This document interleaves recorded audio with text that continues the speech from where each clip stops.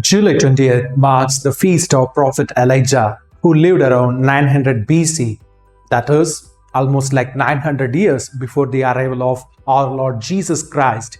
What does Prophet Elijah's name mean? Yahweh is my God.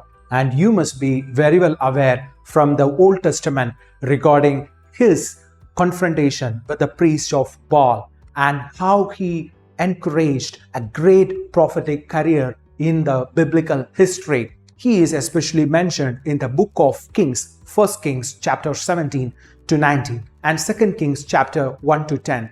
So Elijah strongly claimed that there was no reality except the God of Israel, that is Yahweh, stressing monotheism to the people with possibly unprecedented emphasis. So he is not just commemorated by the Christians but also by the Jews, as well as he is recognized as a prophet in Islam, as well as in many other religions such as Druze.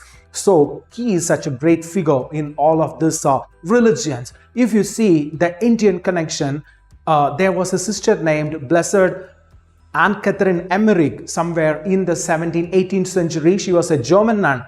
So she received a vision saying that after Elijah was taken to the heaven, he went to a place which is identified somewhere near Ganges and its sources. So she saw that in the vision.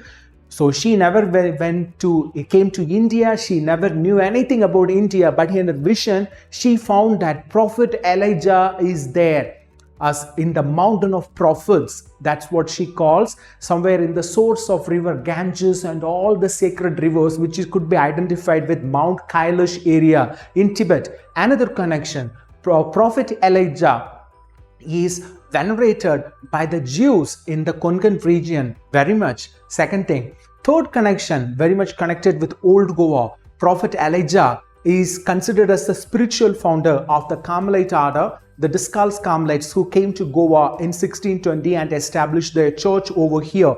They had a great veneration to him. If you go to St. Catherine's Chapel in Old Goa, close to that, there are a lot of tombstones which are kept thereby, and one among that, you will find Our Lady of Mount Carmel giving scapular flanked by Prophet Elijah at the one side, and the other side it is St. Teresa of Avila. As well as in another one tombstone, you can find the right hand of Prophet Elijah holding the fiery sword, marking his zeal.